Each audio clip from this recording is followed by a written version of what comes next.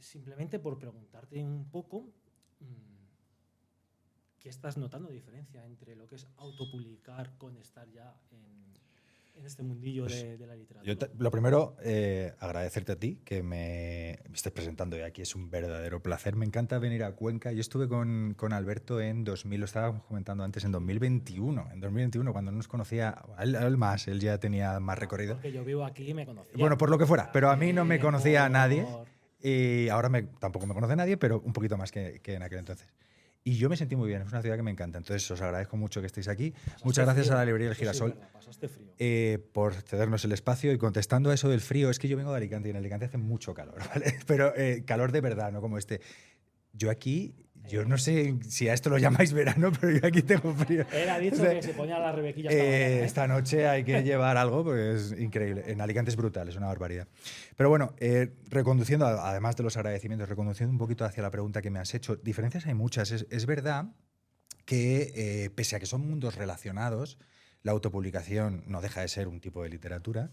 Hay una diferencia abismal entre una y otra. No en la calidad de los textos, porque al final estos textos no han variado mucho. Estas novelas ya estaban publicadas y han cambiado, pues a lo mejor. Es cierto que cara, ¿no? Un poco sí, bueno, hay una correctora más... muy profesional que ha mejorado mi texto porque sabe corregir mucho mejor. Pero nos ha cambiado la trama, nos ha cambiado el personaje, nos ha cambiado... En ese sentido no ha habido grandes cambios. Entonces, ya te digo que los cambios son minúsculos.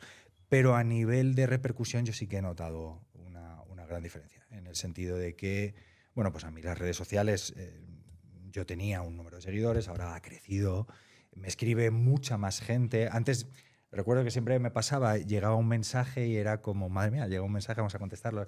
Y había mucha emoción, por mi parte la sigue habiendo, y voy a seguir contestando todos y cada uno de los mensajes que me lleguen. Pero es cierto que ahora son muchos más. Es muy bonito, ¿eh? Es una sensación muy emotiva lo que estoy viviendo. Y no solamente es eso, sino que además pues ya pues te contactan para entrevistas, tengo la oportunidad de venir aquí a esta librería que está preciosa, pues han ido surgiendo una serie de eventos que de otra manera quizá no hubieran surgido, ¿no? Y en ese sentido puede ser donde más diferencias encuentro. Pero en general, al final estamos hablando del mismo producto. Es más allá de la repercusión. Sí, bueno, tú sigues siendo el mismo escritor que antes. El mismo. Sí, por supuesto. Yo no he cambiado. Intento no... Bueno, sí que he cambiado en el sentido de que hay una cosa que dices tú, te lo he oído decir muchas veces, que es que siempre intentas hacer el mejor libro del que eres capaz de hacer en ese momento determinado. Y yo es verdad que cada libro aprendo, cada historia que escribo aprendo, cada libro, y no solamente que escribes, que escribir te ofrece mucho aprendizaje, sino el libro es que lees. ¿Vale? Cuando lees cualquier libro, el tuyo, el de Jorge, cualquiera, al final estás aprendiendo y ese es un proceso en el que es un camino en el que voy intentando mejorar y cada vez intento ser un poquito mejor. Esa es la idea. Sí, en tu caso, aparte de ser muy buen escritor, eres muy buen lector, lees mucho. Hablándonos un poco de esas influencias, porque está claro que una de ellas aquí es Frida McFadden y quizá otra que yo creo que la come un poco la tostada McFadden, Sari La Pena, que para mí es un poquito mejor que McFadden. Para mí también. Es verdad que en cuanto a la lectura, yo considero que hay un punto de inflexión. Hay mucha gente que ahora se ha puesto de moda, ¿no? Quiero escribir, quiero ser escritor, pero no leen lo suficiente y eso es imposible. Como dice Arturo Pérez Reverte, es osado. O sea, tú no puedes llegar a querer ser escritor si no has leído. O sea, que hace no mucho un concursante de Operación Triunfo sacó un libro y en la primera entrevista que dio como escritor, él lo dijo con orgullo que no leía. Bueno, no sé. Entonces no creo yo que lo haya escrito. No lo he leído, no sé de quién te refieres, pero seguramente pues tendrá carencias. Obviamente, el leer es como el aprendizaje que requiere el oficio de escribir. O tú vas a desarrollar cualquier profesión, la que sea, pues tienes un periodo de formación. Y yo creo que el más grande, lo más diferencial en la carrera de un escritor es leer mucho. Entonces sí, para mí es parte del trabajo. Hay veces que me planteo lecturas en base a lo que yo quiero escribir en mi próxima novela. Sari La Pena es una de mis mayores influencias, es cierto, lo digo siempre y no me cansaré de decirlo. Hay un libro en concreto que es Alguien a quien conoces que me cambió mi perspectiva sobre el género. El thriller al que estábamos acostumbrados quizá era más desde la época de Stieg Larsson, ¿no? El thriller nórdico, un tocho libro con unas historias muy densas, pues una ambientación pues, nórdica que luego tuvo su reflejo en el Euskal Noir, que también hizo pues Dolores Redondo y una serie de autores. Martín, Miquel Santiago. Por ejemplo, Miguel Santiago, toda esta gente que ha creado un universo propio que yo creo que nos viene muy bien a los autores españoles. Pero es cierto que cuando yo leo a alguien a quien conoces de Sari La Pena, descubro, más allá de la ambientación que ella pueda darle, que no deja de ser una mujer canadiense que está escribiendo sobre pues, Nueva Inglaterra, la zona de Nueva York y demás, sino el ritmo, la narrativa que ella le imprime a sus textos. Y a mí me encantó. Yo, en el momento en el que leí ese libro, digo, yo quiero hacer algo así. Y así es como nació La Noche de San Juan. La Noche de San Juan es, ¿cómo puedo yo? Yo vivo muy cerquita de donde La Noche de San Juan es en la Cubeta Fumá, que es una playa, yo voy a decir paradisíaca, si la veis pues no vais a opinar igual, porque al final es una playa muy pequeñita, con muchas piedras, no va nadie, de hecho, es una zona de chalés individuales, es muy bonita, es preciosa, pero Alicante tiene mejores playas, entonces la gente suele ir a otras.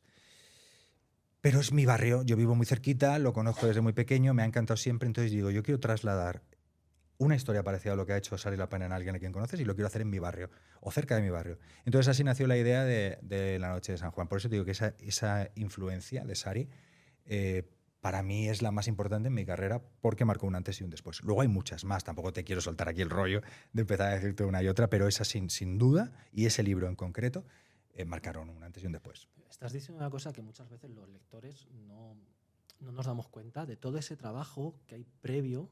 Y en tu caso, y yo lo sé de buena fe por ti, hay mucho trabajo en cuanto a estudiar el mercado para ver qué tipo de libro vas a ofrecer. Entonces, cada libro es una apuesta, a ver qué puede salir, pero en este caso es una apuesta un poco más ganadora, ¿no? Por haber estudiado todas esta clase de novelas, de autoras. Estudiar el mercado es algo que hago, es algo que voy a seguir haciendo porque al final me quiero dedicar a esto, lo estoy consiguiendo y para seguir haciéndolo, pues obviamente hay que saber qué es lo que funciona y qué es lo que no funciona. Pues el ejemplo más claro es la asistenta de día de hoy.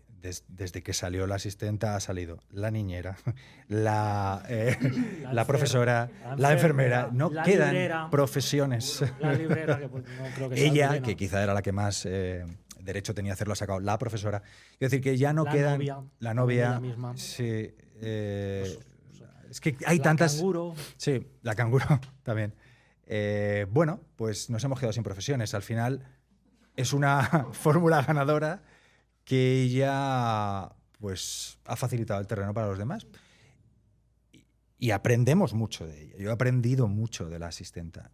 Y viendo qué es lo que ofrece Freida McFadden. ¿Por qué gusta tanto? Porque una mujer que autopublicaba, como nosotros, ha conseguido llegar a todos los países del mundo, ser número uno en todos los países del mundo, adaptaciones televisivas, libros que te pueden gustar más, te pueden gustar menos, pero lo que estaremos de acuerdo es que la gente los lee y les suelen gustar porque se leen la mayoría de sus libros. Entonces, pues yo quiero saber cómo lo hace Freida. Por eso me he leído pues, toda su obra. E intento aprender de ella y me gusta identificar los elementos que considero que pueden ser la clave de su éxito.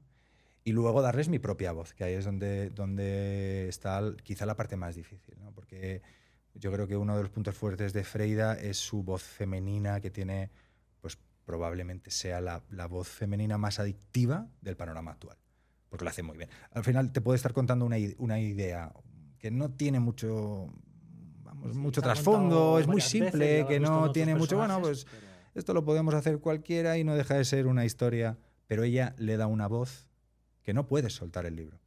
Entonces, en ese sentido, pues vamos a aprender de ella, ¿no? Y ella también, aparte de Sari, ha sido una gran influencia, como Lisa Jewell. Yo creo esas tres, Lisa Jewell, Freida McFadden y Sari La Pena. Para mí son las tres referencias más grandes que he tenido. Has dicho una cosa que para mí es fundamental, que es darle tu propia voz. Yo te conocía de antes de todo este proyecto que tenías con La Noche de San Juan, de otra serie de libros que has sacado a partir de ahí, del inspector Oriol Duarte y otra serie. Hay un libro que yo os recomiendo que luego busquéis en Amazon, siempre hablo de él, La Gran Implosión. Es un libro que sacó Adolfo, es con el que nos conocimos. Sí. Ahí se notaba ya que tenías tu propio estilo, tu propia manera de contar las historias. Eso lo has mantenido. Eso es difícil, porque tú puedes estudiar mucho a otros autores, pero seguir manteniendo tu propia voz narrativa es difícil. Es un libro al que le tengo mucho cariño, tú lo sabes. Es el libro que más me ha costado escribir, con muchísima diferencia. Sin embargo, es el libro que menos vendo. O sea, hay mucha diferencia entre el nivel de ventas de ese libro y prácticamente cualquier otro.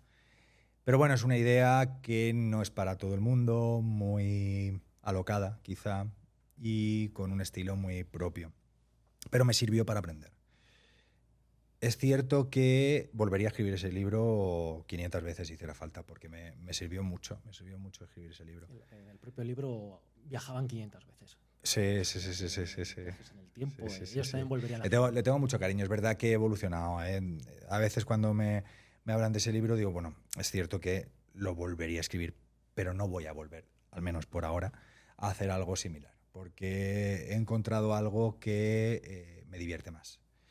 La gran implosión era divertida, pero no dejaba de ser pues dar rienda suelta a una serie de locuras en la cabeza que se plasmaban en el papel y había que darle forma. Ahora el juego del puzzle, de poner piezas, de que haya un malo, de jugar a ese juego con los lectores, a ver quién gana, si vosotros os anticipáis al giro o no, pues eso a mí me gusta mucho más. Y de momento es lo que voy a seguir haciendo. No digo que no, porque no sé si te pasa a ti, tengo tantas ideas en la cabeza que a veces digo, bueno, pues me gustaría hacer algo totalmente distinto a lo que hago. Me pasó viendo El corredor del laberinto hace poco, que mi hija se la puso en la tele, y digo, a mí una distopía de estas no me gustaría hacer, darle forma, 3 libros, ya me empecé a imaginar y en el primero me cargo a este, luego... Pero no es el momento. Quizá más adelante, ya, porque eso requiere leer mucho sobre ese género que tendría que leer, porque ahora no estoy leyendo nada de eso, documentarme e intentar hacer las cosas lo mejor posible. Así que de momento no lo haré. Bueno, dejamos ya la gran implosión, dejamos tu lado distópico, la gran implosión lo era, el corredor del laberinto también.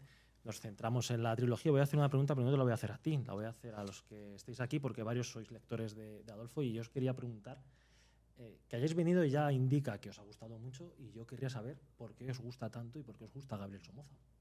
A ver si alguien se atreve a... Si no lo digo yo, pero por hacerlo un poco más ameno.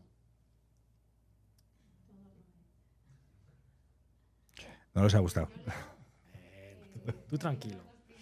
Los silencios ayudan en ciertos momentos. El lado humano y el Gabriel Somoza, que tiene su propia historia, y mi gran pregunta es si se va a saber qué pasó realmente. Si hay algún flashback en el que, porque es un hombre marcado por su tragedia, pero leo también pensando en el hilo argumental del caso de ese momento, pero también me interesa saber qué le pasa a él, qué le pasa a él. Es una buena pregunta. Sí. Eso es una gasolina que él mete para que el motor vaya funcionando en la trama. Es una de las cosas yo creo que más me gusta del personaje, el que tenga su propia... Sí, su pasado oscuro. A ver, voy a intentar contestarte de la mejor manera posible. El editor de Jorge es mi editor, compartimos editor. Entonces, ¿tú crees que Tony me dejaría contestar esta pregunta? No, vale, entonces voy a intentar ser honesto contigo. Pero voy a decir una cosa, aquí Tony no está, ¿eh? Voy a decirte lo que... No. Mira, cuando realizo en mi cabeza, cuando me hago el esquema mental del arco argumental de Gabriel Somoza, utilizo un recurso que hemos utilizado muchos escritores con nuestro personaje principal, que es darles algún problema. Porque si hacemos... La tarita. Si tenemos un personaje para el que todo es maravilloso, que no tiene ningún problema, que todo va sobre ruedas, bueno, pues quizá no sea el thriller que estamos buscando, ¿no? Todo va bien y tienen que ir mal. En un thriller las cosas tienen que ir mal. Y es verdad que quizá me pasé un poco porque le di el peor pasado que puede tener un ser humano. Yo creo que no hay nada más doloroso que eso. Que es, pues Gabriel Somoza ha perdido a su mujer y a su hija en un accidente de tráfico. Yo, si eso me pasa a mí, yo no quiero seguir viviendo. No lo tengo claro, es algo que si algún día... No quiero ni pensarlo, ¿no? No podría vivir con esa carga, ¿vale? Y Gabriel Somoza no tiene más remedio que vivir con esa karma porque subsiste, respira y porque tiene que seguir adelante. Y el aspecto de la resiliencia es lo más importante que tiene él. Es cierto que hay una subtrama ahí detrás. Y hay una idea que yo tengo, que imagino que, como ya te has leído el primero, pues ya sabes por dónde puede ir, ¿no? Te voy a decir Torrevieja y seguramente tú sabrás por dónde está más o menos ambientado. Y hay una precuela escrita sobre eso, que yo ya la tengo hecha. Pero que no ha visto la luz nadie. Nadie, o sea, nadie, porque al final es un borrador. No es un libro para sacarlo y que es un libro que habría que... Es muy cortito, ¿eh? Vamos, no sé si son 15.000 palabras, una cosa así, que cuenta esto que me has preguntado. Y ahora, por tal y como han ido las cosas, se han abierto una serie de posibilidades que quiero desarrollar y que vamos a desarrollar. Entonces, va a haber más historias, es lo que te puedo decir, pero no te puedo ser más específico sobre qué historias te vas a encontrar. Yo creo que he contestado de la mejor manera posible, ¿no? Yo he escuchado un suspiro como diciendo, bien, va a haber más. Bien, Va a haber más, bien, seguro, la gente seguro. tiene ganas, tiene ganas. Seguro 100%, pero como no me gusta mentir, no creo que la siguiente historia sepas sobre el pasado de Gabriel.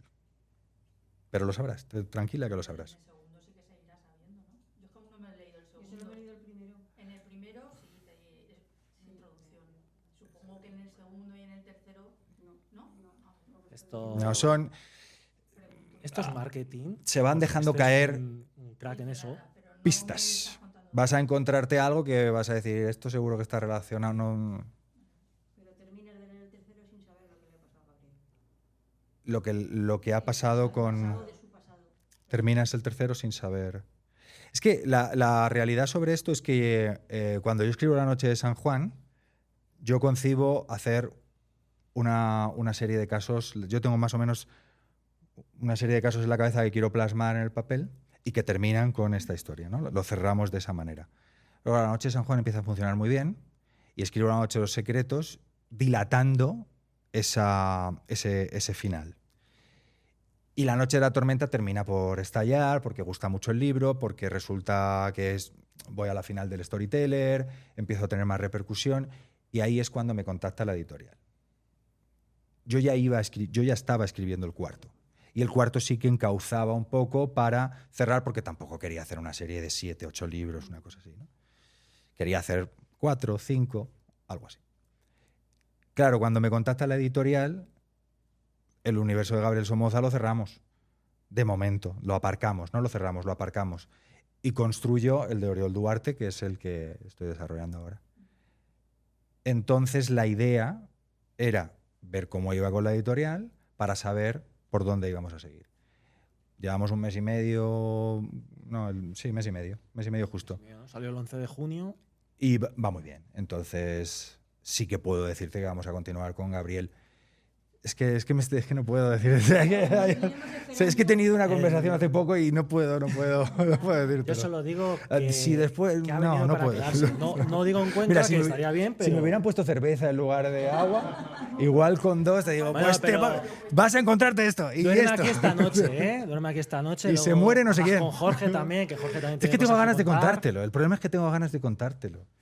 Pero no puedo. Es que no puedo. No puedo. Tiene, a ver, por ahí. Está Jorge, es que se va a chivar. Se va a chivar, ¿sabes? Cuéntame. En el proceso creativo, ha dicho que ha leído mucho de este tipo de novelas, está influido. Creo que debe ser muy complicado sorprender sin copiar. Es decir, ahora por ejemplo, yo me estoy leyendo el primer libro, voy casi por la mitad y de repente presentan un montón de gente, un montón de personas. Sí. Y dices, y tú ya te vas haciendo en tu cabeza tu historia, tu propia historia. Es un libro entretenido, me parece entretenido, porque aparte de la historia que tú vas contando, tú en tu cabeza ya te vas montando la tuya también. Pero hasta qué punto, así, o sea, es que creo que tiene que ser muy complicado no coger fórmulas, pues has leído que esto funciona en este libro de esta mujer, ¿vale?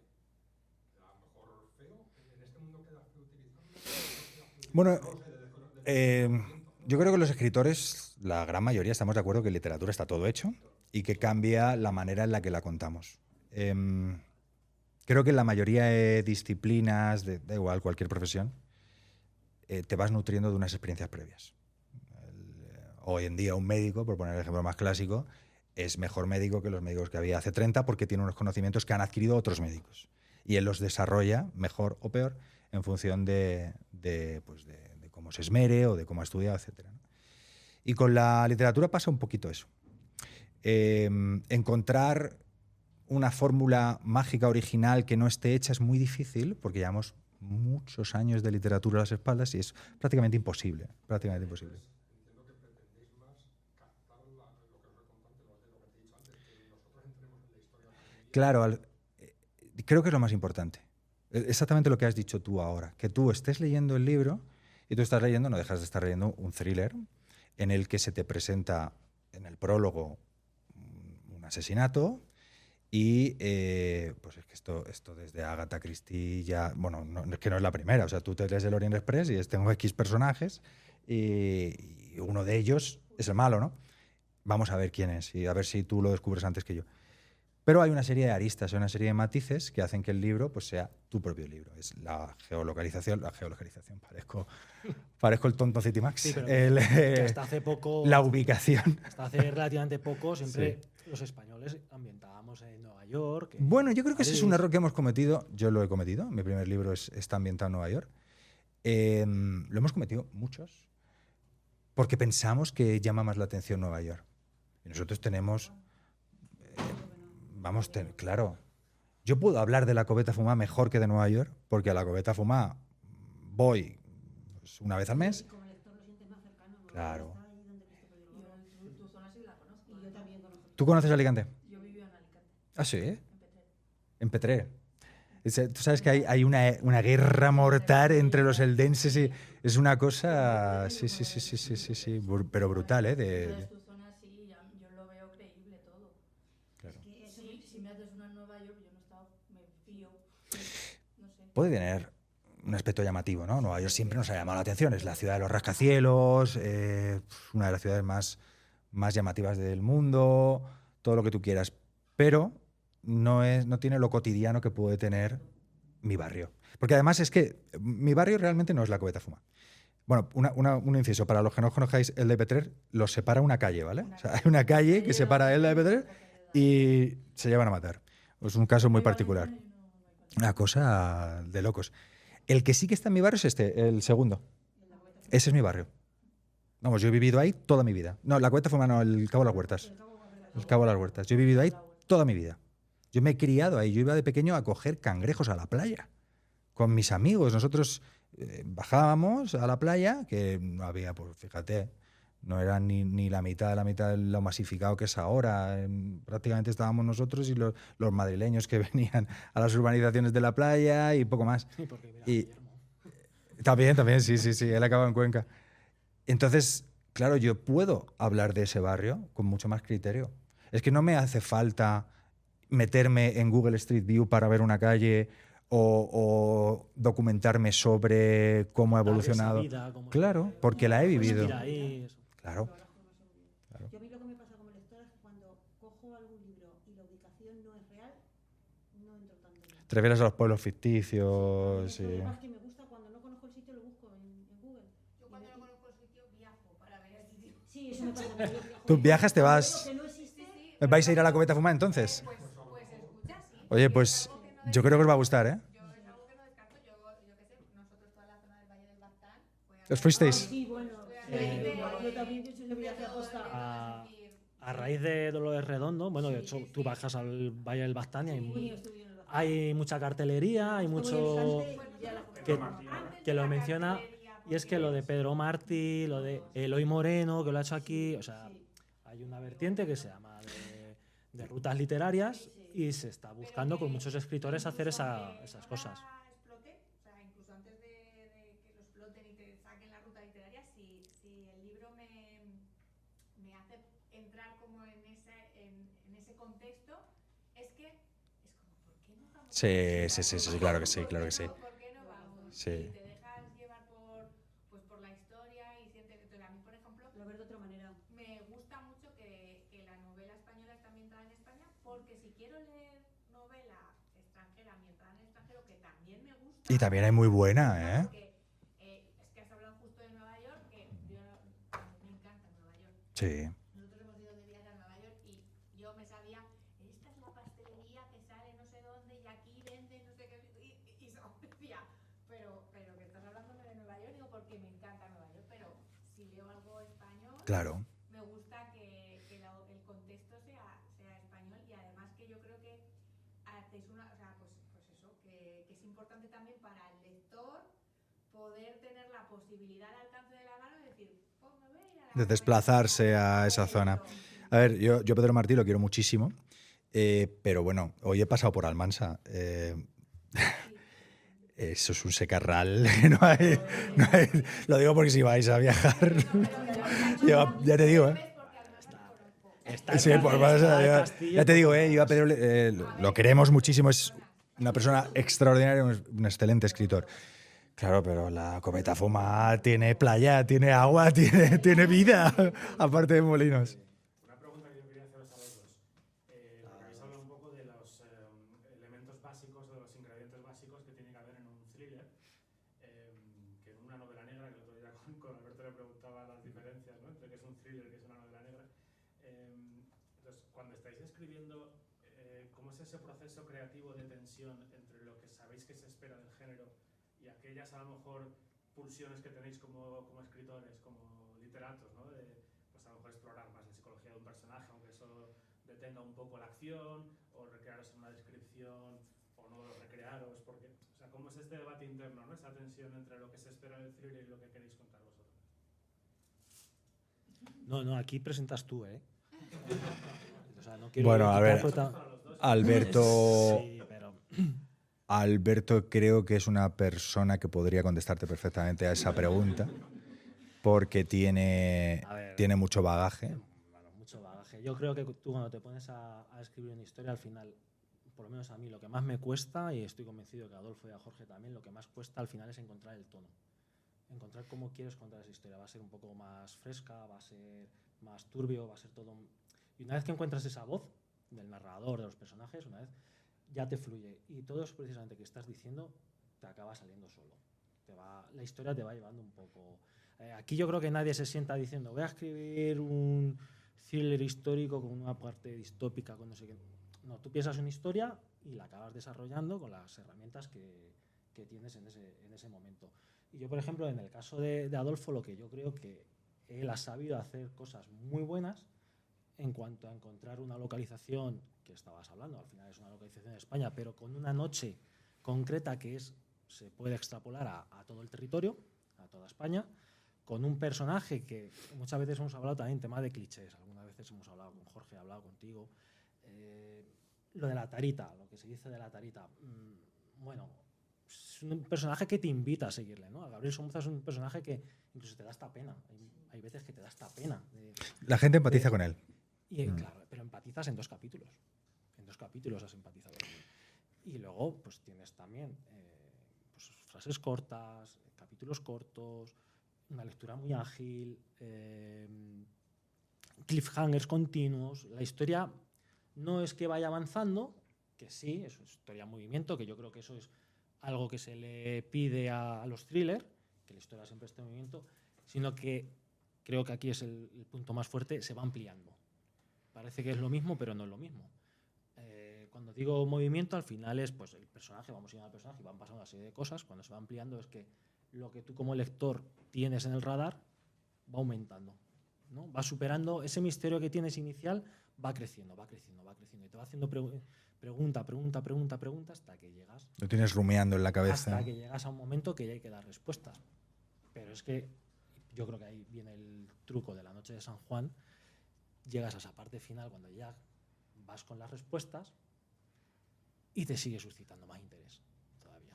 Y eso yo creo que es muy difícil, está muy bien trabajado y por eso a mí, personalmente, no me sorprende, y de hecho Jorge lo puede decir, vengo dando la murga con Adolfo muchísimo tiempo atrás antes de que llegara, Alberto se lo leyó de que llegara Grijalbo. cuando Sí. estábamos... Y como muestra Un mes, 2 meses. del magnífico mal escritor que soy, lo que te han dicho que es lo mejor, yo te dije que lo cambiaras.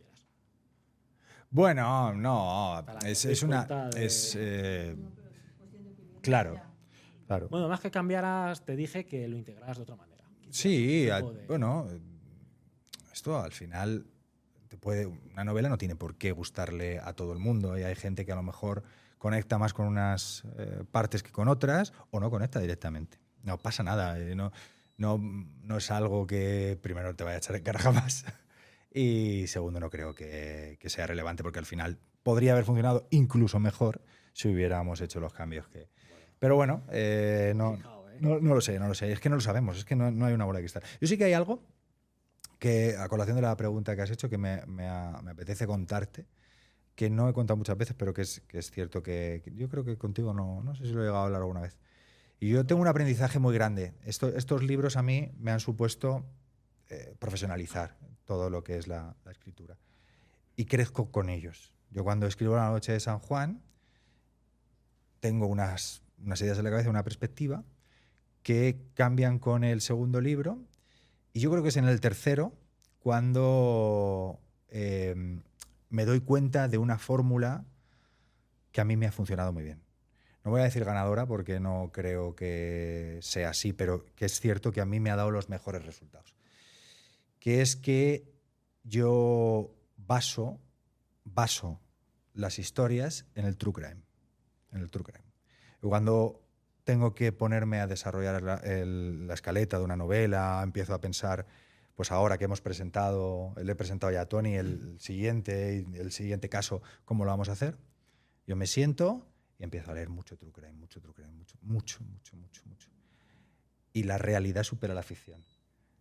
Siempre. Y lo bueno que tiene el true crime es que hay muchos casos sin resolver. Y los casos sin resolver te permiten llenar esos agujeros con tu imaginación. Entonces, de unas raíces muy tiernas, como puede ser, bueno, voy a decir uno que he utilizado, el caso de Emanuela Orlandi, que es súper famoso, es una chica que desapareció, que vivía en el Vaticano. Quizá os suene si os gusta el true crime. Esta chica desaparece en 1983 y vivía en el Vaticano porque su padre trabajaba en la Casa Pontificia. El crimen está sin resolver, la chica no ha desaparecido, nadie sabe dónde está.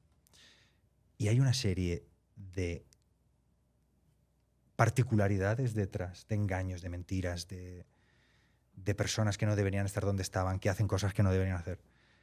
Bueno, pues que la imaginación y la mente aflora y puedes crear una historia a partir de ahí. Entonces eso a mí me funciona muy bien. De hecho, vamos, ya te digo, La noche de la tormenta, que se ambienta en la Nucía, esa en concreto no, pero el siguiente libro se lo dedico a Cristina Sabenchuk, que es una chica que desapareció en Savia y la chica pues desapareció en el año 2007.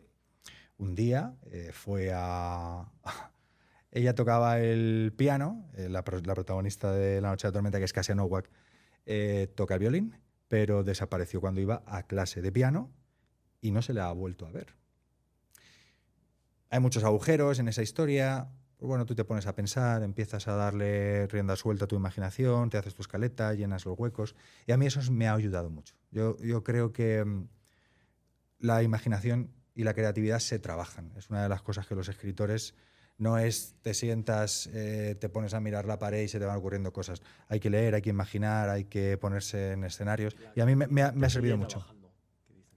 Que la creatividad te pille trabajando, exactamente. Correcto. Dale, por supuesto. Podemos todo. Sí, respecto a lo que has dicho del proceso de escritura, tú tienes que tener una idea, supongo, general, pero la tienes que desarrollar, estructurar y guionizar mucho antes de ponerte a escribir, o tienes una idea general, como he dicho, y vas escribiendo sobre Yo soy de mapa. Yo tengo... Sí. Además me parece... Bueno, mapa y brújula, supongo que todos sabéis lo que es. Vale, pues no lo cuento porque lo contamos siempre. Yo necesito tener al menos una estructura. No te estoy hablando de capítulo 1 sucede esto y esto. Capítulo 2 es... No, pero por lo menos bloques. En el primer bloque va a pasar esto, el primer giro va a ser este, me lo voy a llevar a tal sitio, va a pasar esto y el final lo tengo que tener. Ya no puedo empezar una historia si no sé cómo acaba, porque entonces estoy engañándome a mí mismo. Joder, es que lleva mucho trabajo. Sí, en una editorial. Sí. Bueno, fui número 1 porque yo las novelas las vendí por mi cuenta hasta pues un mes antes de la publicación. Era un acuerdo que teníamos con la editorial y la verdad es que fue muy bien. No hicimos público el acuerdo editorial por razones obvias, pero yo fui número 1 en marzo, una cosa así. Ya me habían corregido la novela. Pero yo no la novela que fue número... No podía hacerlo, no podía por cláusulas. La novela que fue número 1 era mi autopublicada. Y ya había tenido la corrección. Es verdad que bueno, pues se dieron una serie de circunstancias que me ayudaron, yo creo. Es verdad que en aquel entonces acababa de salir Juan Gómez Jurado con Mentira y era un hueso. Yo miraba el ranking y digo, pero bueno, es que no se le puede ganar a este tío, es increíble. Y estaba ahí arriba y tal. Y cuando lo vi, pues fue una sorpresa muy agradable, sí. Pero bueno, también fui número 1, pero no sé si fue 4 días, una cosa así. No es... ¿Qué pensáis de cómo el mundo de los influencers también se está introduciendo en el mercado literario y se han convertido muchas veces en prescriptores de libros que no han leído? Pues a mí me ha cambiado mucho mi percepción de ese mundo desde que trabajo con la editorial. Son clave de mi éxito. Esto me lo habéis visto decir muchísimas veces. Yo contesto todos los mensajes que me llegan, todos intento contestar. Alguna reseña mala me han puesto, no entro al trapo, ni muchísimo menos, ni se me ocurre. Cada uno es libre de pensar lo que quiera y lo respetaré siempre. Pero es cierto que cuando tú sacas el libro al mercado, más allá de que yo ya había vendido y bueno, más allá de todo esto, la novela necesita que la gente hable de ella, que la gente le dé difusión. Y tú lo puedes hacer por tu cuenta, puedes pagar publicidad, puedes poner un anuncio, que hemos aprendido nosotros. Si es que los autores somos un poco de todo. Hacemos publicidad, hacemos relaciones públicas, hacemos investigación, documentación, y una de esas es marketing. Pero no tenemos la voz que tienen ellas. Eso va a estar eternamente agradecido, porque al final ellas no solamente se han leído tu novela, sino que están hablando de ellas a una comunidad que les sigue porque les gusta lo que piensan de esos libros. Yo he tenido la suerte de que la novela se está leyendo mucho y se está subiendo mucho en redes. Entonces, prácticamente todos los días sale una reseña nueva y demás. Eso a mí me da la vida. Si no fuera por eso, estoy convencido de que las novelas no habrían tenido el recorrido que están teniendo.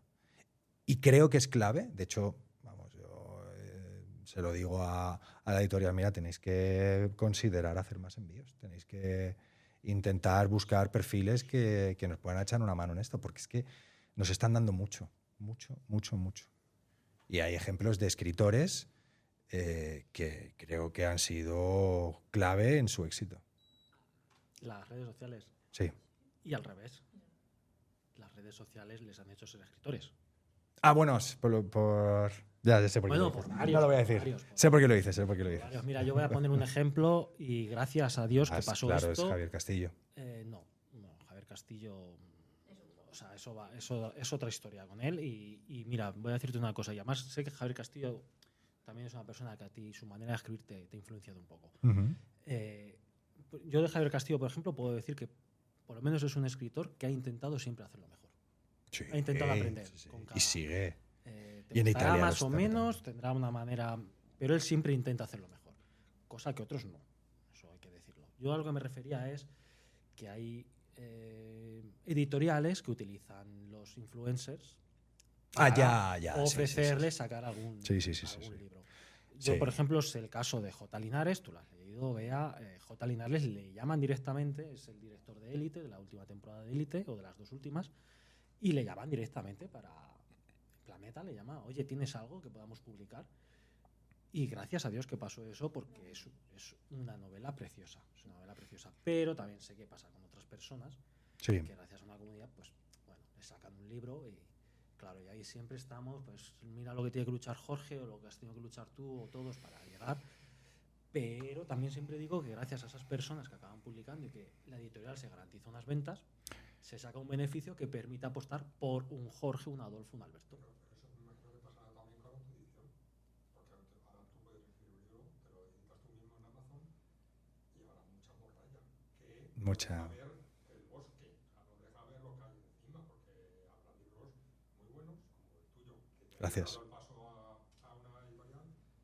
Es decir, al final es una herramienta que a día de hoy no es que no sé si hay luchar contra ella, porque tampoco es que tengamos que luchar contra ella. No. Pero sí saber utilizarla a nuestro favor. En tu caso, por ejemplo, la autoedición te fue Sí, sí, Hay sí. gente que no sabe de la autorización. ¿Por qué? Porque no tiene la calidad. Entonces ya está. No, o bueno, Ah, o no quieren, ¿eh? Lorena Tampoco Franco, por ejemplo. Tampoco hay que... Ahora estoy generalizando. Que lo Sí, hace muy sí, bien, no, ¿eh? yo Ojo, también he que lo hace muy generalizado, bien. ¿eh? Pero que al final es una herramienta que habría que Pero Gamboa publicó con Suma la versión papel de... Tuvo un conato. Fernando Gamboa. Fernando Gamboa, Bueno, y Lorena Franco lo sabes. Y Unai Goicoechea. Unai Goicoechea Esto- vuelve. Esa es la última, la ha publicado en la editorial de su mujer, porque ella dice que... esto al final lo importante es tener una comunidad lectora. Y te van a leer, si César Pellejilla mañana decide autopublicar, le van a leer igual o más.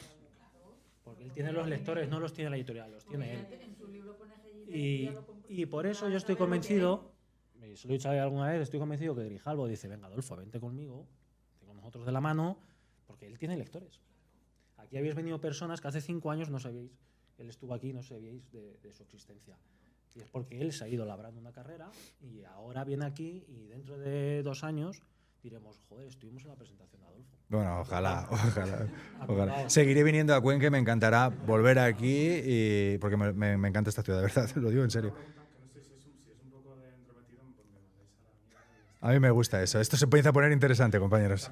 ¿Cuál es la frontera para que un escritor diga ya puedo vivir solo de ser escritor? La respuesta es clara, yo la tengo clara, es que me la han hecho ya. Cuando pagas impuestos por ello. O sea, ¿cuándo te sientes escritor, dices? No, ¿cuándo puedes vivir solo de ser Ah, perdón. Vale. No, Bueno, ya tampoco- tenéis la respuesta a la otra. Tampoco va muy desencaminado. Ya tenéis la respuesta a la otra. ¿Cuándo puedes vivir solo de la literatura? Vamos a ver si me explico. Sí, o sea, cuando la literatura deja de ser, primero entiendo que es una afición, luego ya es una afición que te da dinero, luego es una afición que te empieza a dar más dinero, ¿cuándo deja de ser una afición para decir me dedico 100% a esto? Te cuento mi caso, creo que es lo más fácil. Yo soy enfermero, yo trabajo en un hospital. Es verdad que ahora me he cogido un permiso y lo he empalmado con las vacaciones porque era imposible compaginar las dos cosas. Y yo al principio, cuando empecé a publicar La Noche de San Juan, mis ingresos por los libros, las regalías de los libros, antes de La Noche de San Juan eran 0 euros mensuales, porque mis otras novelas no vendía nada. Luego eso ha ido creciendo de manera muy gradual. Al principio, pues gané unos cuantos cientos de euros que atribuía pues, a mi madre, a mis amigos que se habían comprado la novela, ¿no? Y ese tipo de lectores que al final te compran, escribas lo que escribas, y como se lo compran todos a la vez, pues te llega ese mes. Pero eso fue creciendo, se multiplicaba. Y yo me acuerdo de antes de mayo, que es cuando publicaron 8 secretos, me llegaron 600 euros de regalías. Y yo dije, mujer, mira, qué bien nos ha llegado esto. Yo no puedo dejar de trabajar con 600 euros al mes, me lo tomé como un sobresueldo y qué maravilla, y vamos a cenar y vamos a celebrarlo. Esa cifra, es que tampoco quiero, pero se ha multiplicado. Y es cierto que ahora ya pues, llegas a un nivel que podría prescindir del hospital. De hecho, es mi idea, es dejarlo. Pero da miedo. Yo soy funcionario, tengo mi plaza en propiedad, puedo volver cuando quiera, no hay ningún problema.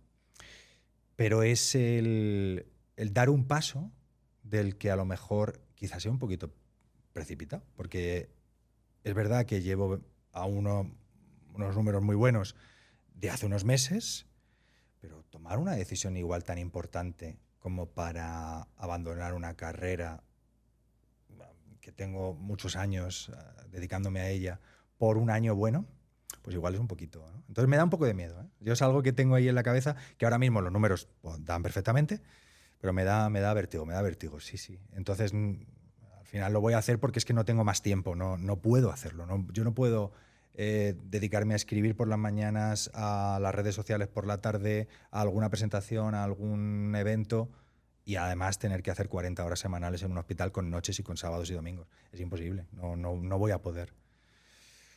Pero es que es difícil, cada caso hay que estudiarlo un poco. Hay gente que tiene apoyo por la otra parte de la pareja, que trabaja y puede permitírselo, arriesgarse. Hay gente que no puede. Hay gente que a lo mejor por sus circunstancias tiene una hipoteca, tiene que pagar préstamos, tiene que pagar tal.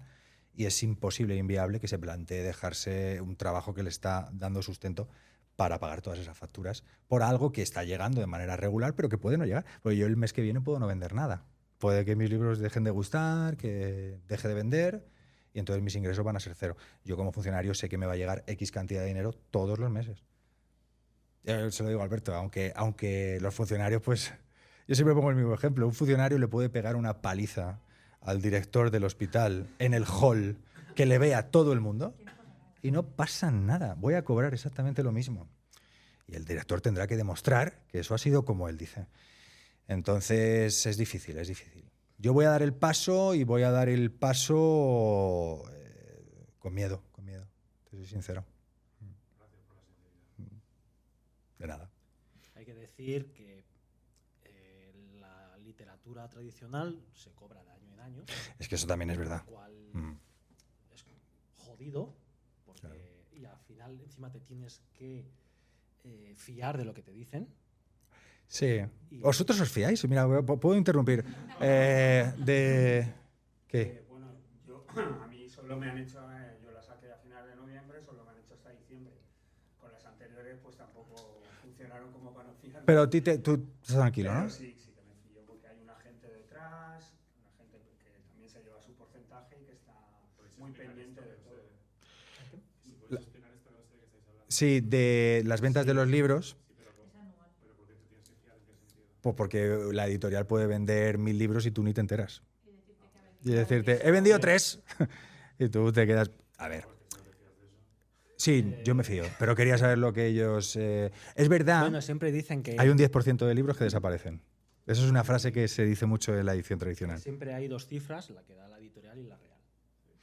Es lo que dicen. Bueno, también influye que mandan, a veces mandan libros no solo a, Ese es el 10%, se supone, gente sí. a las redes, Sí. de promoción, etcétera, etcétera. Entonces, Claro, pero bueno, o sea, yo solo lo hacía por contextualizar que al final estos libros, él va a ver dinero el año que viene, Eso es.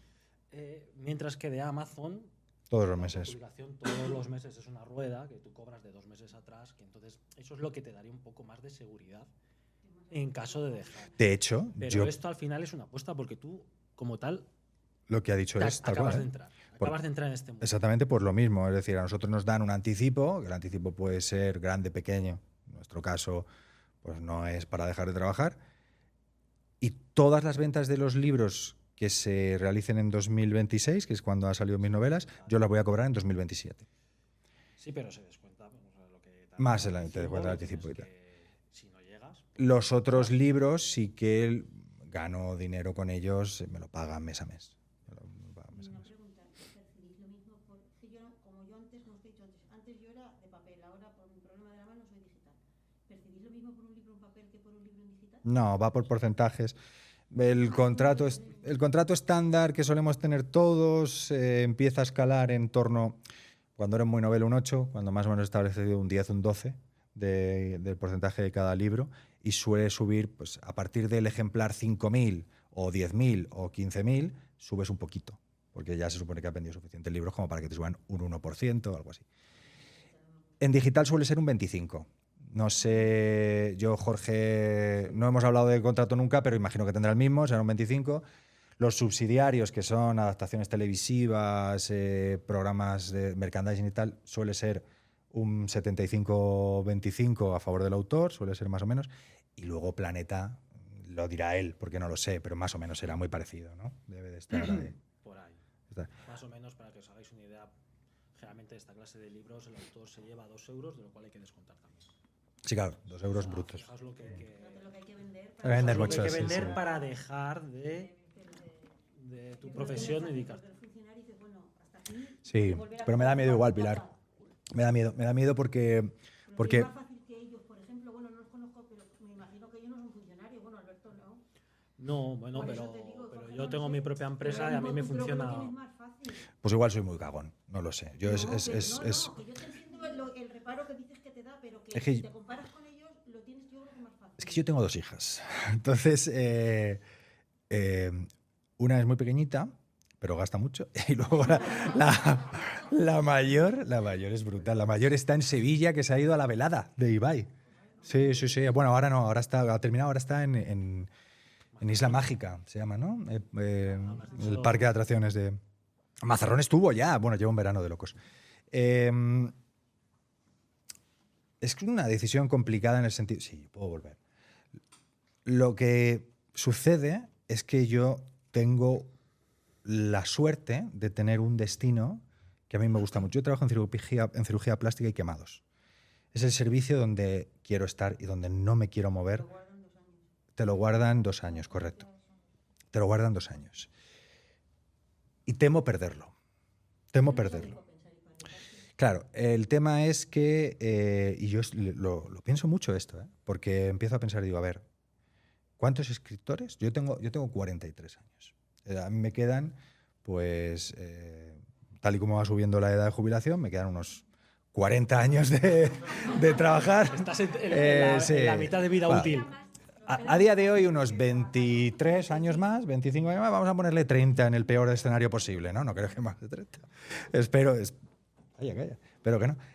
Claro, ¿qué escritores, me he hecho esta pregunta muchas veces, qué escritores del panorama nacional actual se han mantenido más de, no te voy a poner 30, más de 15 años a un nivel de ventas óptimo para vivir de ellos? A mí me han salido Juan Gómez Jurado, Arturo Pérez Reverte, ¿quién? Eduardo Mendoza, Eva García Sáez de Urturi, Dolores Redondo. Sí, dime más de 20. Miquel Santiago 15 años no lleva. Seguramente lo haga. Seguramente Miquel lo haga. Sí, El último ladrón es hace 20 años. La leyenda del ladrón es de hace 20 años. Es que lo miré, por esta pregunta. Entonces, por eso lo tengo... Entonces, ¿por qué yo voy a ser diferente? Sí, a ver, sí, lo voy a hacer. Bueno, aquí todos conocemos a Lorenzo Silva. Yo creo que todos sabemos quién es, todos los libros que tiene, la cantidad de películas también que se han hecho con sus libros. Y él tiene que viajar 310 días al año para que salgan de sus libros. Y estamos hablando de Lorenzo Silva. ¿Se imagina a los demás? Que esto al final... Sí, Posteguillo sí. Hablando con Adolfo muchas veces me ha dicho esto, el truco consiste en seguir escribiendo. Para mí es la clave. El truco consiste en seguir escribiendo y crear un catálogo. Para mí es lo más importante. Es así. Sí, sí, claro. Una pregunta para volver un poco sobre el género y demás. Esto con Alberto también lo he hablado alguna vez. ¿Hasta qué punto ayuda a la novela que haya un romance? ¿Hay una historia de amor, que haya un...? Yo en las mías no hay. En las mías hay un conato. Hay un conato por ahí. Pero hay una cosa que yo he aprendido de Annie Peterson, que es una de las personas que más me ha enseñado en la literatura. Alberto es uno de ellos, desde luego, pero Annie Peterson yo la pondría de las 3 personas que más me ha enseñado por el conocimiento que tiene de todos y cada uno de los aspectos que rodean a la publicación de un libro. Annie Peterson es increíble.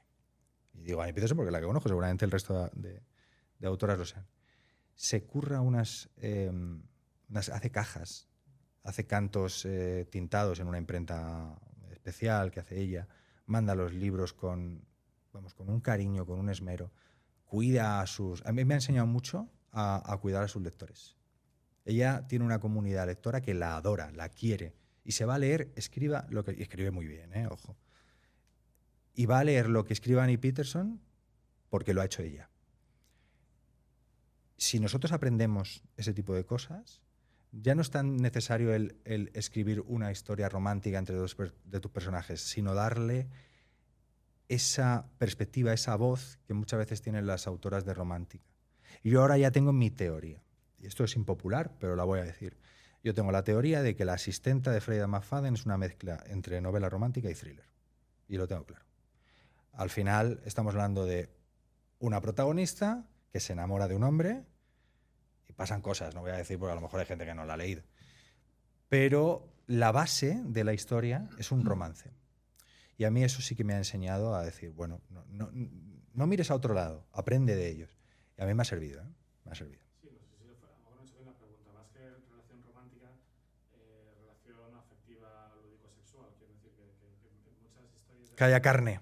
Claro, exacto. Yo leo mucho esto últimamente, mucho thriller, ¿no? Que se introduce algún elemento... Sí, Sí, se introducen elementos. Te has leído Verity hace poco, ¿no? Por lo visto. Buena novela esa, ¿eh? Pero a mí no es mi estilo. Yo no soy muy explícito. No, yo no soy muy detallista en las relaciones íntimas. Hay mucha gente que lo es y funciona muy bien. Yo creo que depende de gustos. No sé vosotros qué opináis. Yo no he escrito nunca una escena de sexo y no creo que lo vaya a hacer. Me parece algo muy íntimo. Te igual es algo esto que los hombres lo consideramos más un tabú y que a las mujeres se les da mejor que a nosotros. No lo sé, ¿eh? Puede ser. Sí.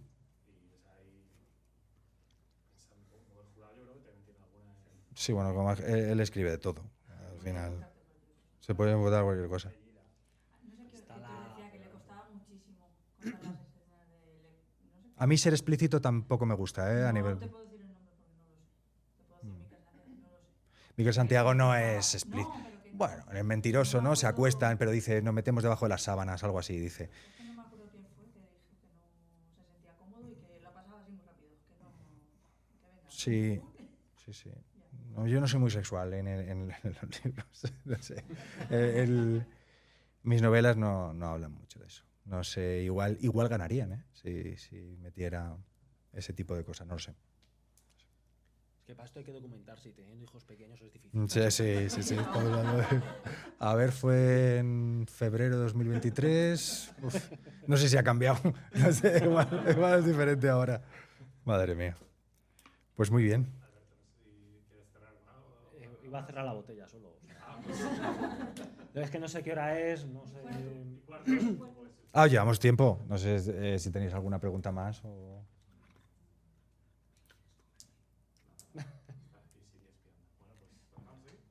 Bueno, pues muchas gracias. Muchas por gracias, venir, muchas gracias. Adolfo, Gracias.